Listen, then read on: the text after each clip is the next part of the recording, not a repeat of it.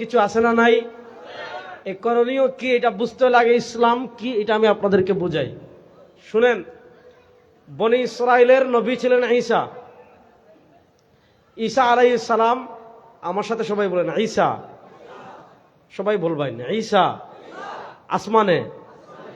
আর ময়মনসিংহের মানুষ যদি আমার পর মনে করেন তাহলে আপন মনে করবেন কারে? সবাই জুড়ে বলেন ঈসা আসমানে জিন্দা। এটা আমাদের আকীদা ইনশাআল্লাহ। আমাদের নেতৃত্ব দেওয়ার জন্য ঈসা আলাইহিস সালাম একদিন না একদিন পৃথিবীতে আসবেন এবং ইসরায়েলের এই ইহুদিদের সাথে ইনশাআল্লাহ চূড়ান্ত লড়াই হবে ইনশাআল্লাহ। শুনেন, ইহুদিরা মাসিহুদ দাজ্জালের অপেক্ষায় আছে, আমরা কিন্তু ঈসার অপেক্ষায় না। বাইতুল মাকদিস ইহুদিরা দখল করার ৭৭ বছর হয়েছে, ১০০ বছর পূর্ণ হতে ২৩ বছর আছে। আগামী ২৩ বছরের ভিতর পৃথিবীতে বিপ্লব হবে ইনশাআল্লাহ। সেই বিপ্লব হবে ইসলামের বিপ্লব, সেই বিপ্লব হবে কোরআনের বিপ্লব, সেই বিপ্লব হবে মুস্তাফার আদর্শের বিপ্লব। আগামী ২৩ বছরের ভিতর আল্লাহ চাহে তো বাইতুল মাকদিসে আবার কালেমার পতাকা উড়বে, ইসলামের পতাকা উড়বে ইনশাআল্লাহ। ভালো করে বুঝেন, আমি যেই বিষয়টা বুঝাইতে চাচ্ছি ভালো করে বুঝেন। ঈসা আলাইহিস সালাম আসমানে, সবাই বলেন ঈসা আলাইহিস সালাম আসমানে, সবাই বলেন জিন্দা। ঈসা আলাইহিস সালাম আসমানে, সবাই বলেন না ঈসা আলাইহিস সালাম আসমানে, সবাই জুড়ে বলেন না ঈসা আলাইহিস সালাম আসমানে। আল্লাহ তাআলা তাকে দুনিয়া থেকে জীবিত অবস্থায় আসমানে তুলে নিয়েছেন। এখানে অন্যান্য নবীর হায়াতুল আম্বিয়া আর ঈসা আলাইহিস সালামের জীবিত থাকার ভিতর পার্থক্য আছে। অন্যান্য নবীরা পৃথিবীতে মৃত্যুর স্বাদ আস্বাদন করেছেন। আল্লাহ তাআলা পবিত্র কোরআনে বলেছেন ইন্নাকা মাইয়িত, নবী আপনি মৃত্যুর স্বাদ আস্বাদনকারী, ওয়া ইন্নাহুম মাইয়িতুন, তারাও আস্বাদন করেছেন। অন্যান্য নবীরা দুনিয়াতে মৃত্যুর স্বাদ আস্বাদন করেছেন, তাদেরকে যখন কবরে দাফন করা হয়েছে আল্লাহ তাআলা রূহ ফিরিয়ে দিয়েছেন, এদিক থেকে তারা কবরে জীবিত। আর ঈসা আলাইহিস সালাম এখনো ইন্তেকালই করেননি।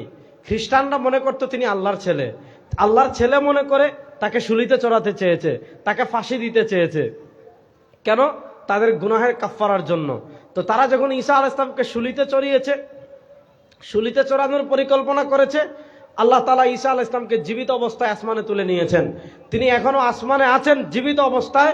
কিয়ামতের আগে পৃথিবীতে আসবেন, দাজ্জালের বিরুদ্ধে জিহাদ করবেন, দাজ্জালকে পরাজিত করবেন, পৃথিবীতে খিলাফত আলা মানহাজিন নবুয়া আবার প্রতিষ্ঠা করবেন, ইন্তেকাল করবেন, রাসূল সাল্লাল্লাহু আলাইহি ওয়াসাল্লামের রওজার পাশে তাকে দাফন করা হবে। এগুলো আমাদের আকীদা, বলেন এগুলো আমাদের আকীদা। ওই আকীদা নিয়ে যেহেতু আজকে কথা বলবো না। ঈসা আলাইহিস সালাম দুনিয়া থেকে গেলেন, মনোযোগ। রাসূল সাল্লাল্লাহু আলাইহি ওয়াসাল্লাম এবং ঈসা আলাইহিস সালামের মধ্যখানে দূরত্ব ৪৭০ বছরের। এই সময় সারা দুনিয়ায় মূর্খতায় ডুবে গিয়েছে, সারা দুনিয়া অন্ধকারে ডুবে গিয়েছে। রাসূল সাল্লাল্লাহু আলাইহি ওয়াসাল্লাম যেই যুগে আরবে এসেছেন ওই যুগকে বলা হয় মূর্খতার যুগ, ওই যুগকে বলা হয় অন্ধকার যুগ। মনোযোগ, তাওয়াজ্জু। রাসূল সাল্লাল্লাহু আলাইহি ওয়াসাল্লাম মক্কায় জন্মগ্রহণ করলেন। ৪০ বছর পর্যন্ত, মানে একদম তাগড়া যুবক, ৪০ বছর। ২৫ বছরে তিনি বিয়ে করেছেন। ৪০ বছর পর্যন্ত পুরো আরবে তার চেয়ে বিশ্বস্ত কেউ নাই, পুরো আরবে তার চেয়ে আমানতদার কেউ নাই, পুরো আরবে তার চেয়ে গ্রহণযোগ্য কেউ নাই, পুরো আরবে তার চেয়ে চরিত্রবান কেউ নাই, পুরো আরবে তার চেয়ে সৎ কেউ নাই, পুরো আরবে তার চরিত্রের ঢঙ্কা বাজে, পুরো আরবে তার গ্রহণযোগ্যতার ঢঙ্কা বাজে, পুরো আরবে তার আমানতদারিতার ঢঙ্কা বাজে, পুরো আরবে তার সৎ চরিত্রের ঢঙ্কা বাজে। মানুষ তাকে খুশি হয়ে যে মুহাম্মদ সাল্লাল্লাহু আলাইহি ওয়াসাল্লাম আব্দুল্লাহর দুলাল, আমেনার দুলাল মুহাম্মদ সাল্লাল্লাহু আলাইহি ওয়াসাল্লাম, তিনি এতটাই আদর্শবান, এতটাই চরিত্রবান। মানুষ আমানত রাখে তার কাছে, মানুষ গোপন কথা শেয়ার করে তার কাছে। তিনি কোনো বিষয়ে ফয়সালা দিলে কেউ অস্বীকার করে না, তিনি কোনো বিষয়ে ফয়সালা দিলে কারো কোনো আপত্তি থাকে না। হাজরে আসওয়াদ কোথায় স্থাপিত হবে সরওয়ারে দু আলম সিদ্ধান্ত দিয়েছেন, সরওয়ারে দু আলমের সিদ্ধান্ত, সবাই খুশি। পুরো আরবে তার থেকে বড় বিশ্বস্ত কেউ নাই, তার প্রশংসার ঢঙ্কা পুরো আরবে বাজে। ৪০ বছর বয়সে ওয়াকানা ইয়াতাহান্নাসু ফি গারে হিরা, 40 বছরের আগে রাসূল দেখেন মানুষ মূর্তি পূজা করে, মানুষ আগুনের পূজা করে, মানুষ পাথরের পূজা করে, মানুষ আবু জাহেলের পূজা করে, মানুষ সূর্যের পূজা করে, মানুষ চন্দ্রের পূজা করে, মানুষ নেতার পূজা করে, মানুষ পাওয়ারের পূজা করে, মানুষ ক্ষমতার পূজা করে। সরওয়ারে দো আলম সাল্লাল্লাহু আলাইহি ওয়াসাল্লাম তিনি দেখেন সারা দুনিয়া শিরকে ডুবে আছে, সারা দুনিয়া কুফরে ডুবে আছে, সারা দুনিয়া অন্ধকারে ডুবে আছে, সারা দুনিয়া গায়রুল্লাহর বিধানে ডুবে আছে, সারা দুনিয়া তাগুতের শাসনে ডুবে আছে। সরওয়ারে দো আলম সাল্লাল্লাহু আলাইহি ওয়াসাল্লামের ভালো লাগে না? সরওয়ারে দো আলম সাল্লাল্লাহু আলাইহি ওয়াসাল্লামের ভালো লাগে না? তিনি কি করেন? ওয়াকানা ইয়াতাহান্নাসু ফি গারি হিরা, ওয়াকানা ইয়াতাহান্নাসু ফি গারি হিরা, ওয়াকানা ইয়াতাহান্নাসু ফি গারি হিরা। আল্লাহ রাসূল সাল্লাল্লাহু আলাইহি ওয়াসাল্লাম ওই জাবালে নূরের উপরে, ওই জাবালে নূরের উপরে গারে হেরায় চলে যান, সেখানে তার মতো করে আল্লাহকে তালাশ করতে থাকেন, আল্লাহর ইবাদত করতে থাকেন। একদিন সময় আসলো, জিবরিল আমিন সেই শাশ্বত ওয়াহী নিয়ে রাসূল সাল্লাল্লাহু আলাইহি ওয়াসাল্লামের কাছে চলে আসলেন। এতদিন রাসূল সাল্লাল্লাহু আলাইহি ওয়াসাল্লাম পুরো আরবে গ্রহণযোগ্য, এতদিন রাসূল সাল্লাল্লাহু আলাইহি ওয়াসাল্লাম পুরো আরবে চরিত্রবান, এতদিন রাসূল সাল্লাল্লাহু আলাইহি ওয়াসাল্লাম পুরো আরবে তার চেয়ে আমানতদার কেউ নাই। কিন্তু যখনই আল্লাহ নাজিল করেছেন ওয়া আনজির আশীরাতাকাল আকরাবিন, ওয়া আনজির আশীরাতাকাল আকরাবিন, নবী আর কত গোপন দাওয়াত দিবেন, নবী আর কত একাকী দাওয়াত দিবেন, নবী আর কত চুপি চুপি দাওয়াত দিবেন? যান প্রকাশ্যে দাওয়াত দেওয়া শুরু করেন, প্রকাশ্যে দাওয়াত দেওয়া শুরু করেন, প্রকাশ্যে দাওয়াত দেওয়া শুরু করেন। আল্লাহ রাসূল সাল্লাল্লাহু আলাইহি ওয়াসাল্লাম, আল্লাহ রাসূল সাল্লাল্লাহু আলাইহি ওয়াসাল্লাম সবাইকে জমা করে প্রথম সুস্পষ্ট ভাষায় বলছেন, ইয়া আইয়ুহান নাস কুলু লা ইলাহা ইল্লাল্লাহ তুফলিহুন।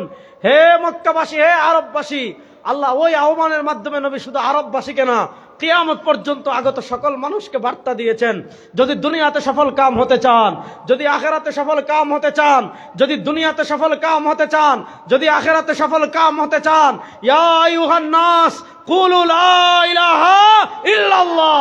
যদি দুনিয়া আখিরাতে সফল কাম হতে চান, এক তন্ত্রমন্ত্রে বিশ্বাসী হতে হবে, এক স্লোগানে বিশ্বাসী হতে হবে, লা ইলাহা ইল্লাল্লাহ। জোরে বলেন না লা ইলাহা, জোরে বলেন না লা ইলাহা। আল্লাহ কোরআনে সুস্পষ্ট ভাষায় বলেছেন, ওয়ামা আরসালনা মিন ক্বাবলিকা মির রাসূলিন ইল্লা নূহি ইলাইহি আন্নাহু লা ইলাহা ইল্লা আনা ফা'বুদুন। আল্লাহ দুনিয়াতে যত নবী পাঠিয়েছেন, আল্লাহ দুনিয়াতে যত রাসূল পাঠিয়েছেন, কোন নবী আমাদেরকে ডেমোক্রেসির স্লোগান শেখান নাই, কোন নবী আমাদেরকে সেকুলারিজম ধর্মনিরপেক্ষতার স্লোগান শেখান নাই, কোন নবী আমাদেরকে সমাজতন্ত্রের স্লোগান শেখান নাই, কোন নবী আমাদেরকে দুনিয়ার তন্ত্রমন্ত্রের স্লোগান শেখান নাই। আল্লাহ দুনিয়াতে যত নবী পাঠিয়েছেন, আল্লাহ দুনিয়াতে যত রাসূল পাঠিয়েছেন, সব নবী বলেছেন দুনিয়া আখিরাতে যদি সফল কাম হতে চাও, মন্ত্র একটা, তন্ত্র একটা, স্লোগান একটা, লা ইলাহা।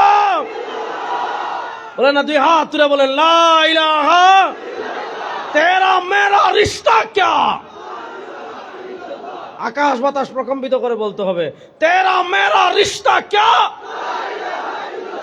তেরা মেরা রিশতা ক্যা?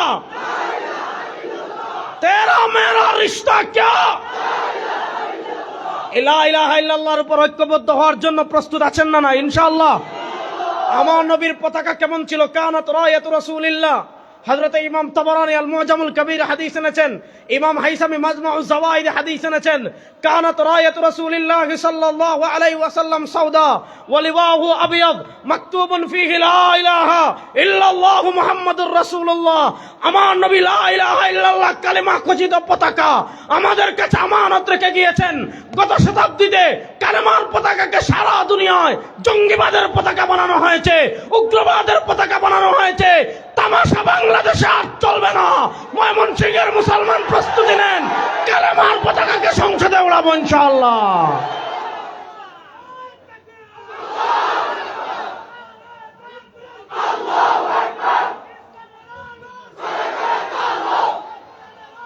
প্রস্তুত আছেন তো?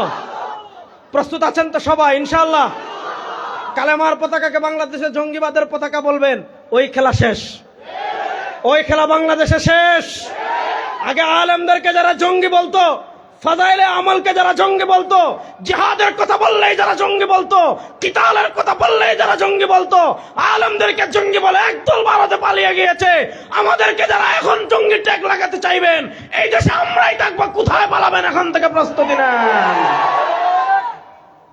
আমাদেরকে এই দেশ থেকে কেউ বিদায় করতে পারবে না ইনশাআল্লাহ। না ইনশাআল্লাহ রাস্তে বলেন, বলেন না ইনশাআল্লাহ। রাসূল করিম সাল্লাল্লাহু আলাইহি ওয়াসাল্লাম, ভাই একটা জিনিস খেয়াল করেন, মনোযোগ। রাসূল সাল্লাল্লাহু আলাইহি ওয়াসাল্লাম ক্ষমতা চান নাই, ক্ষমতা চাইছেন? বলেন না, ক্ষমতা চাইছেন? মন্ত্রিত্ব চাইছেন? এমপিত্ব চাইছেন? তিনি কি বলেছেন আমাকে টাকা দেন না? তিনি কি বলেছেন আমাকে পয়সা দেন না? তিনি কি বলেছেন আমাকে এমপিত্ব দেন না? তিনি কি বলেছেন আমাকে মন্ত্রিত্ব দেন না? তিনি শুধু বলেছেন বলো লা ইলাহা ইল্লাল্লাহ। বলেন, তিনি শুধু বলেছেন বলো লা ইলাহা ইল্লাল্লাহ। জুড়ে বলো না, তিনি শুধু বলেছেন বলো লা ইলাহা ইল্লাল্লাহ। তিনি শুধু বলেছেন বলো লা ইলাহা ইল্লাল্লাহ। এই লা ইলাহা ইল্লাল্লাহর কথা বলেছেন যিনি 40 বছর পর্যন্ত, তার চেয়ে আমানতদার কেউ নাই। 40 বছর পর্যন্ত তার চেয়ে বিশ্বস্ত কেউ নাই। 40 বছর পর্যন্ত তার চেয়ে চরিত্রবান কেউ নেই। কিন্তু যখনই তিনি বলেছেন বলো লা ইলাহা ইল্লাল্লাহ, আবু জেহেলদের মাথায় ঠাড়া পড়ছে। কেন ঠাড়া পড়ছে? কাফেরদের মাথায় কেন ঠাড়া পড়ছে? মুশরিকদের মাথায় কেন ঠাড়া পড়েছে? কারণ তারা জানে যেখানে একবার লা ইলাহা ইল্লাল্লাহ উপরে উঠে যাবে, যেখানে একবার লা ইলাহা ইল্লাল্লাহ বিজয়ী হয়ে যাবে, সেখানে কেন বাপের আইন চলবে না, কারণ নেতার আইন চলবে না, তাগুতের আইন চলবে না, গায়রুল্লাহর আইন চলবে না। যেখানে লা ইলাহা ইল্লাল্লাহ বিজয়ী হয়ে যাবে, সেখানে ক্ষমতা চলবে একমাত্র কার? আকাশ বাতাস প্রকম্পিত করবে, সেখানে ক্ষমতা চলবে একমাত্র কার? বলেন না, ক্ষমতা চলবে একমাত্র কার? আরো জুড়ে বলেন, সেখানে ক্ষমতা চলবে একমাত্র কার? এজন্য আমাদের দেশে আপনি ওয়াজ মাহফিলে জিকির করবেন লা ইলাহা ইল্লাল্লাহ, বলবে হুজুর মাস খুব ভালো, অনেক বড় পীর, আপনাকে টাকা দিবে, পয়সা দিবে। হ্যাঁ, জিকির ইসলামে আছে অবশ্যই। আপনি কারো আব্বা মারা গেছেন, আপনি তার কবরস্থানে তাকে দাফন করেছেন, কবরস্থানে বসে গিয়ে উনি প্রত্যেকদিন দেখলেন আপনার এলাকায় হুজুর আছে, প্রত্যেকদিন কবরস্থানে বসে আসরের পরও জিকির করে লা ইলাহা ইল্লাল্লাহ, মাগরিব পরেও জিকির করে লা ইলাহা ইল্লাল্লাহ, ফজরের পরেও জিকির করে লা ইলাহা ইল্লাল্লাহ। আপনি কি করবেন? তাকে পকেটের টাকা দিবেন। আপনি কি করবেন? আপনার গাছের প্রথম আমলাটা তাকে দিবেন। আপনি কি করবেন? আপনার গাছের প্রথম আমটা তাকে দিবেন, আপনার গাছের পেয়ারাটা তাকে দিবেন, আপনার গাছের পেঁপেটা তাকে দিবেন। আপনি দেখলেন শবে বরাতে আপনার মসজিদের ইমাম সাহেব প্রত্যেক দিন মসজিদে জিকির করে, ফজরের পরেও জিকির করে, আসরের পরে জিকির করে, জোহরের পরে জিকির করে, এশার পর লম্বা জিকির করে, পরে মুনাজাত দেয়। আপনি বলবেন মাশাআল্লাহ, আমাদের ইমাম সাহেব খুবই ভালো। কেন? উনি অনেক জিকির করে। আপনি তার বেতন বাড়াবেন। বলবেন প্রত্যেক 3 দিন পর ইমাম সাহেবের লজিং চেঞ্জ হবে, তাহলে প্রত্যেক ঘর থেকে ভালো খাবার আসবে, খুবই ভালো। শুনেন, এই একই কালেমা আপনি যখন রাজপথে বের হয়ে বলবেন গণতন্ত্র চলবে না, সমাজতন্ত্র চলবে না, ধর্মনিরপেক্ষতা চলবে না, আপনি যখন রাজপথে বের হয়ে বলবেন লা ইলাহা, বলেন, আপনি যখন রাজপথে বের হয়ে বলবেন লা ইলাহা, এই যে জঙ্গি, তখন বলবে যে মৌলবাদ আসছে, তখন বলবে যে রাজাকার আসছে, তখন বলবে যে উগ্রবাদ আসছে। এই তামাশা বাংলাদেশে আর চলবে না। আল্লাহ আমাদেরকে যতদিন জীবিত রাখবেন, বাংলাদেশে আপনারা এই তামাশা করবেন। এই তামাশা আমরা শরীরে রক্ত থাকতে এই তামাশা বাংলাদেশে আর কাউকে করতে দেব না। আপনারা আমাদের সাথে আছেন তো সবাই? ইনশাআল্লাহ সবাই আছেন তো ইনশাআল্লাহ? শুনেন, রাসূল সাল্লাল্লাহু আলাইহি ওয়াসাল্লাম মাক্কি জীবনে যখন বলেছেন বলো লা ইলাহা ইল্লাল্লাহ, পুরো আরব তার বিরুদ্ধে দাঁড়িয়ে গিয়েছে, পুরো আরব তার বিরুদ্ধে দাঁড়িয়ে গিয়েছে। আবু জাহেলের ক্ষমতা ছিল, আবু জাহেলের অস্ত্র ছিল, আবু জাহেলের সৈন্য ছিল, আবু জাহেলের কূটনৈতিক সম্পর্ক পাশের মানুষের সাথে ছিল। সব কিছু দিয়ে চেষ্টা করেছে ইসলামকে মক্কায় থামিয়ে দিতে। কিন্তু দুনিয়ার একটা মূল মন্ত্র মনে রাখবেন, যেই বাতি আল্লাহ জ্বালান ওই বাতি দুনিয়ার কেউ নিভাতে পারে না। যে আলো আল্লাহ জ্বালান, আপনি সারা দুনিয়ার কিছু করেও ওই বাতি আপনি নিভাতে পারবেন না। আর যেই বাতি আল্লাহ নিভিয়ে দিবেন, সারা দুনিয়ার মানুষ মিলে ওই বাতি আর জ্বালাতে পারবেন না। কথা বুঝছেন? রাসূল সাল্লাল্লাহু আলাইহি ওয়াসাল্লাম মক্কায় কালেমার দাওয়াত দেন, তাওহীদের দাওয়াত দেন, রিসালাতের দাওয়াত দেন, এত দাওয়াত দেন, আল্লাহ তাআলার মায়া লেগে গিয়েছে। দিন রাত সকাল সন্ধ্যা, দিন রাত সকাল সন্ধ্যা, দিন রাত সকাল সন্ধ্যা এক করে আল্লাহ রাসূল সাল্লাল্লাহু আলাইহি ওয়াসাল্লাম দাওয়াত দিচ্ছেন তো দিচ্ছেন, দিচ্ছেন তো দিচ্ছেন। আল্লাহ তাআলার মায়া লেগে যায়। আল্লাহ তাআলা আয়াত নাজিল করলেন, ফালা আল্লাকা বাখিউন নাফসাক, ফালা আল্লাকা বাখিউন নাফসাক আলা আসারিহিম ইল্লাম ইউমিনু বিহাদাল হাদিসি আসাফা, ফালা আল্লাকা বাখিউন নাফসাক আলা আসারিহিম ইল্লাম ইউমিনু বিহাদাল হাদিসি আসাফা। ও নবী, মনে হচ্ছে এরা ঈমান না আনলে, এরা আপনার আদর্শ গ্রহণ না করলে, এরা ঈমান না আনলে আপনি তাদের পিছনে দাওয়াত দিতে দিতে দিতে দিতে আপনি তাদের পিছনে দাওয়াত দিতে দিতে দিতে দিতে আপনি নিজেকে নিঃশেষ করে দিবেন। না নবী, ইন্নাকা লা তাহদি মান আহবাবতা, আপনি যাকে ইচ্ছা তাকে হেদায়েত দিতে পারবেন না, আপনি যাকে ইচ্ছা তাকে আলোর পথ দেখাতে পারবেন না, আপনি যাকে ইচ্ছা তাকে জান্নাতের পথে তুলে দিতে পারবেন না। ওয়ালাকিন্নাল্লাহ ইয়াহদি মান ইয়াশা, যাকে ইচ্ছা তাকে হেদায়েত দিতে পারেন একমাত্র কে? জোরে বলেন না, যাকে ইচ্ছা তাকে একমাত্র হেদায়েত দিতে পারেন কে? রাসূল সাল্লাল্লাহু আলাইহি ওয়াসাল্লাম 13 বছর মক্কায় অতিক্রম করলেন। মনোযোগ, 13 বছর মক্কায় পার করলেন। তাওয়াজ্জু, সাহাবা একরাম একবার হাবশা হিজরত করেন, আবার হাবশা হিজরত করেন। আল্লাহ রাসূল সাল্লাল্লাহু আলাইহি ওয়াসাল্লামের মক্কায় দুইটা ছায়ার জায়গা ছিল সান্ত্বনা। একটা ছিল আল্লাহ রাসূল সাল্লাল্লাহু আলাইহি ওয়াসাল্লাম সারা দিন রাত একাকার করে মানুষের কাছে দাওয়াত দিতেন লা ইলাহা ইল্লাল্লাহ, মানুষের কাছে দাওয়াত দিতেন তাওহীদের, মানুষের কাছে দাওয়াত দিতেন রিসালাতের। রাসূল সাল্লাল্লাহু আলাইহি ওয়াসাল্লাম প্রচন্ড পরিশ্রম করে দাওয়াত দিয়ে যখন ঘরে আসতেন, ঘরে আল্লাহ রাসূল ইসলামের একটা চাঁদ ছিল, আম্মাজান খাদিজাতুল কুবরা রাদিয়াল্লাহু তাআলা আনহা। আম্মাজান খাদিজাতুল কুবরা রাসূল সাল্লাল্লাহু আলাইহি ওয়াসাল্লামের ঘরের প্রশান্তি ছিলেন। সারা দিন মেহনত করে, সারা দিন কষ্ট করে রাসূল সাল্লাল্লাহু আলাইহি ওয়াসাল্লাম যখন ঘরে আসতেন, তার সান্ত্বনা ছিলেন আম্মাজান খাদিজাতুল কুবরা।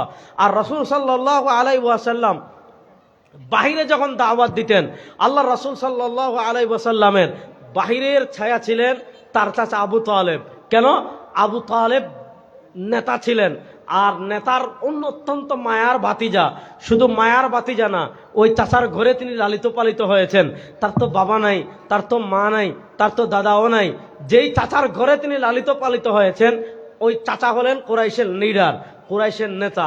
এখন সাধারণ মানুষ নেতার ভাতিজাকে কষ্ট দিতে একটু চিন্তা করে, জুলুম করতে একটু চিন্তা করে, তাকে শারীরিক লাঞ্ছিত করতে চিন্তা করে, সাহস করে না। কেন? যে তিনি তো নেতার ভাতিজা, আর তিনি তো রাহমাতুল লিল আলামিন। তাকে অপমানিত করবে, লাঞ্ছিত করবে, পৃথিবীতে এমন কোনো শক্তি নাই এখনো। ইনশাল্লাহ, ইনশাল্লাহ বলেন, জোরে বলেন না, ভয় পাইতেছেন? এভাবে হাত মুষ্টিবদ্ধ করে বলেন ইনশাল্লাহ। শুনেন, আমার কথা শুনেন, বাংলাদেশের নাস্তিকরা থাকুক, আমাদের কোনো আপত্তি নেই। কেউ নাস্তিক মানে কি? যে কোনো ধর্ম বিশ্বাস করে না, কেউ নাস্তিক থাকুক, আমার কোনো সমস্যা নাই। লা ইকরাহা ফিদ্দিন, দিন গ্রহণে কোনো বাড়াবাড়ি নাই। কেউ যদি ইসলাম গ্রহণ না করে, আমরা অস্ত্র দিয়ে, টাকা দিয়ে, পয়সা দিয়ে, ক্ষমতা দেখিয়ে, পাওয়ার দেখিয়ে, জেলে নিয়ে, হামলা দিয়ে, মামলা করে ইসলাম গ্রহণের কোনো বিধান, ইসলাম গ্রহণ করানোর কোনো বিধান ইসলামে নাই। লা ইকরাহা ফিদ্দিন, দিন গ্রহণে কোনো বাধ্যবাধকতা নাই। যার মন চায় ইসলাম গ্রহণ করবে। আমরা দাওয়াত দিতে পারি, দাওয়াত দেওয়ার পরও যদি কবুল না করে, লাকুম দীনুকুম ওয়ালিয়া দিন, সে তার ধর্ম নিয়ে থাকবে, আমরা আমাদের ধর্ম নিয়ে থাকব। বাংলাদেশে কেউ নাস্তিক থাকলে আমাদের আপত্তি নাই, বাংলাদেশে কেউ বাউল হলে আমাদের আপত্তি নাই, বাংলাদেশে কেউ ইহুদি হলে আমাদের আপত্তি নাই, বাংলাদেশে কেউ কাদিয়ানি হলে আমাদের আপত্তি নাই, বাংলাদেশে কেউ হিন্দু হলে আমাদের আপত্তি নাই, বাংলাদেশে কেউ বৌদ্ধ থাকলে আমাদের আপত্তি নাই।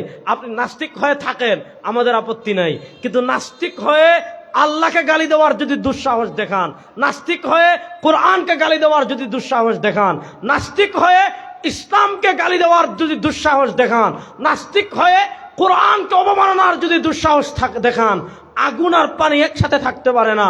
হয় আগুন নিভবে অথবা পানি হারিয়ে যাবে। আগুন আর পানি একসাথে থাকতে পারে না। আল্লাহকে গালি দিয়ে বাংলাদেশে আপনি থাকবেন, আমরা থাকবো, হবে না। হয় আপনি থাকবেন, না হয় আমরা থাকবো। কথা সুস্পষ্ট। বাংলাদেশে কেউ বাউল হোক, আমাদের কোনো সমস্যা? কথা বলেন, বাংলাদেশে কোনো বাউল হোক, আমাদের কোনো সমস্যা? কিন্তু বাংলাদেশে বাউল হয়ে আপনি আল্লাহকে গালি দিবেন আমরা জীবিত থাকতে? আপনি বাউল হয়ে আল্লাহকে গালি দিবেন, আমরা কি বসে আঙ্গুল চুষবো? বলে বাক স্বাধীনতা। আমি গত 4 দিন আগে চরমুনাইয়ের মাঠে বলে আসছি, লক্ষ লক্ষ মানুষের ভিতর বলে আসছি, আপনি বাল হয়ে আল্লাহকে গালি দেওয়া যদি আপনার বাক স্বাধীনতা হয়, আপনি বাল হয়ে কোরআনকে গালি দেওয়া যদি আপনার বাক স্বাধীনতা হয়, আপনি বাল হয়ে যদি মুস্তফাকে গালি দেওয়া আপনার বাক স্বাধীনতা হয়, আপনার যদি ঠোঁটের স্বাধীনতা থাকে, আমার হাতের স্বাধীনতা আছে। আল্লাহকে গালি দেওয়া যদি আপনার বাক স্বাধীনতা হয়, আমার হাতের স্বাধীনতা তোমার জিহ্বা টান দিয়ে ছিঁড়ে ফেলা। আল্লাহকে গালি দেওয়া যদি তোমার বাক স্বাধীনতা হয়, আমার হাতের স্বাধীনতা তোমার মাথা শরীরে থাকবে না।